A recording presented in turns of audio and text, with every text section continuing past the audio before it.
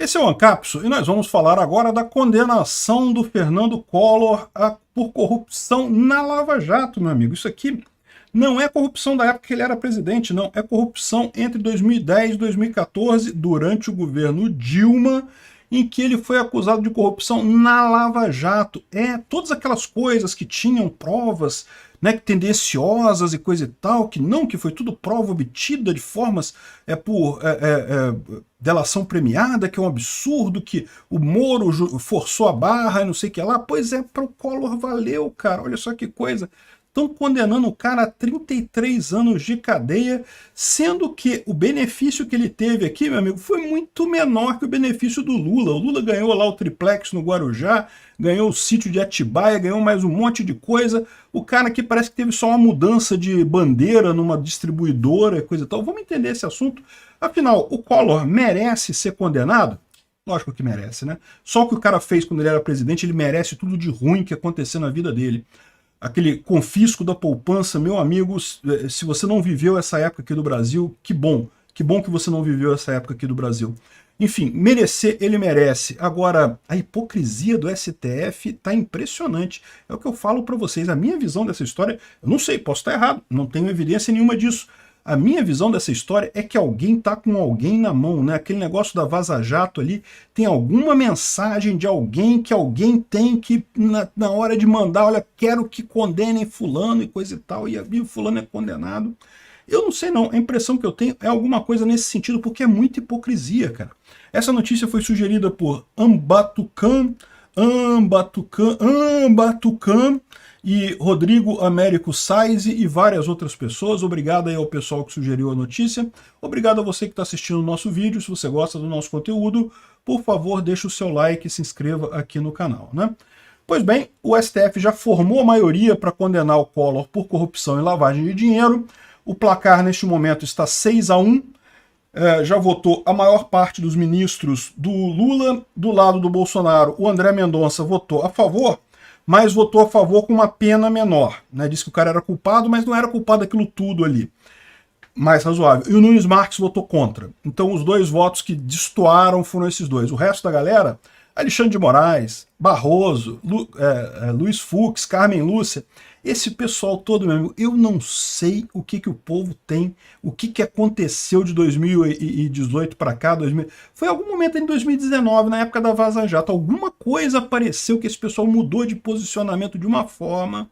Enfim, o que aconteceu, né? Falta ainda o voto dos Dias Toffoli, Rosa Weber e Gilmar Mendes, mas a verdade é que a essa altura não faz mais diferença, já tem 6 votos para condenar o cara. Então, em terminando esse julgamento, ele deve ser condenado e daí deve perder o mandato dele. Eu não sei se ele está com mandato de senador ainda, deve perder o mandato, deve ser preso e coisa e tal. Vamos ver como é que vai acontecer isso daí. Agora, qual que é o caso aqui? Vamos entender o que é o caso, né? O voto está aqui, ó. Aqui, ó. Em seu voto, o ministro Edson Fachin, que foi o relator da ação, afirmou que o conjunto de provas produzidos pela acusação é sólido e confirma o controle exercido por Collor sobre a presidência e as diretorias da BR Distribuidora. Aí você fala assim, caramba, como que o Collor tinha controle sobre a presidência e as diretorias da BR Distribuidora, né? Se quem nomeava isso daí era a Petrobras, que na época era controlada pela Dilma. E, né, como é que pode o STF achar que o Collor conseguia fazer corrupção na Petrobras, mas a Dilma não tem nada a ver com isso, a Dilma não fez nada, a Dilma não estava lá? Como é que pode essa história? Que coisa estranha essa história, não é mesmo?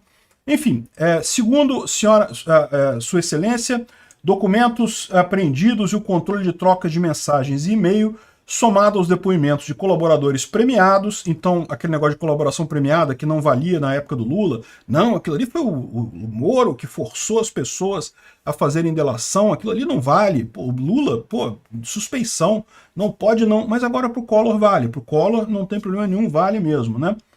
Confirmam que o parlamentar tinha informações profundas a respeito de negócios firmados pela empresa. E essa influência, peraí, tinha conhecimento ou tinha influência? Mas enfim, viabilizou a assinatura de 4 contratos da UTC Engenharia com a BR Distribuidora para a construção de bases de combustíveis, pelos quais o então senador teria recebido 20 milhões como contrapartida, por intermédio de Bergamache. Ou seja, é o procedimento padrão da época da Lava Jato. É o procedimento que fez com Lula, que fez com tantos outros réus da Lava Jato, que já haviam sido condenados, mas que por algum motivo o pessoal voltou todo mundo atrás, né? Enfim, é uma condenação justa? Cara, é o que eu falo para vocês. O Collor, depois do que ele fez na presidência da República, de confiscar o dinheiro das pessoas, ele merece tudo de ruim que acontecer na vida dele. Eu não vou defender Collor de Mello. Agora, o que me parece estranho aqui é justamente a hipocrisia da diferença das coisas, né? Com o Lula, não vale, foi exagerado, claramente estava sendo perseguido e coisa e tal. Com o Collor, não, olha só, estava aqui, ó, tem as provas todas, teve a delação premiada, teve os depoimentos de colaboradores premiados, então é isso daí, tem mesmo que botar o cara no xadrez, né? E o curioso, vocês sabem, é que o Collor é um grande inimigo político do Renan Calheiros. O Renan Calheiros e o Collor são grandes inimigos lá em Alagoas, né? E não seria estranho imaginar que esse tipo de condenação aqui foi um recado para o pessoal do Ciro Nogueira, por exemplo, o Ciro Nogueira, o Arthur Lira, o pessoal todo envolvido na política do PL, do PP e coisa e tal, tinha nomes girando em torno desse negócio da Lava Jato também, vocês lembram disso, né?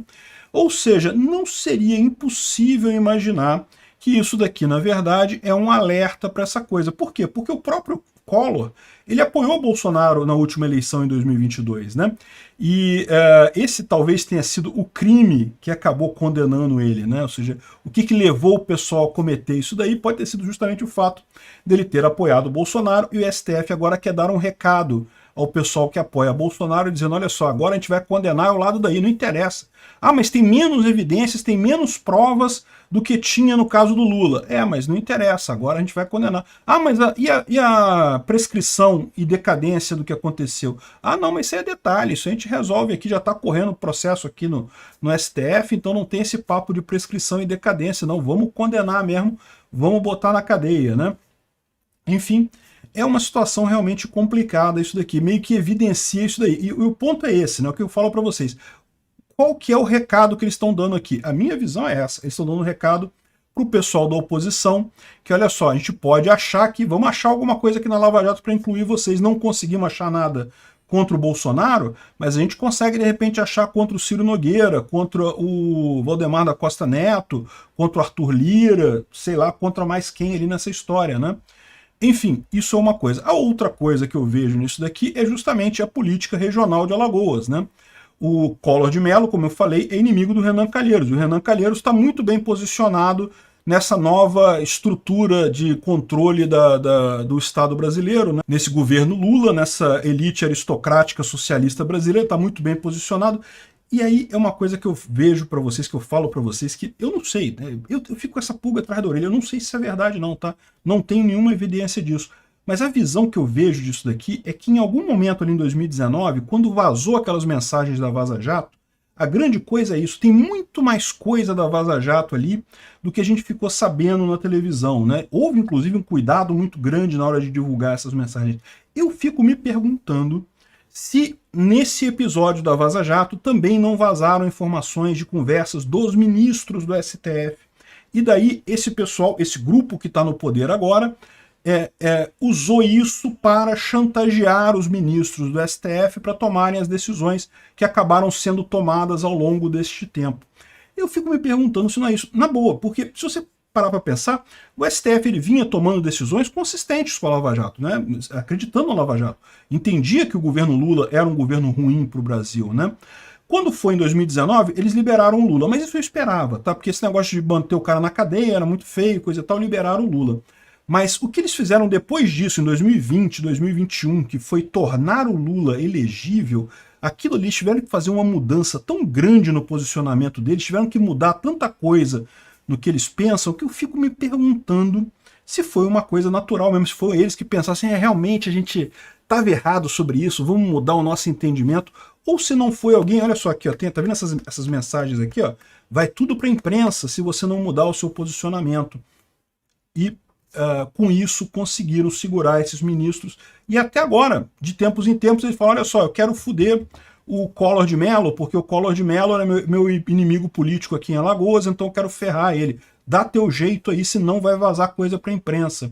e aí eles conseguem esse tipo de situação. Eu sinceramente fico me perguntando se não é isso, né? O que está acontecendo ali por trás para ter esse movimento tão grande nesse sentido ali, né? Enfim, vamos aguardar, é o que eu falo para vocês, eu não vou defender Collor de Mello, para mim esse cara é um crápula, merece tudo que acontece com ele, mas que tem coisa estranha aí, eu acho que tem. Obrigado por assistir o vídeo até o final.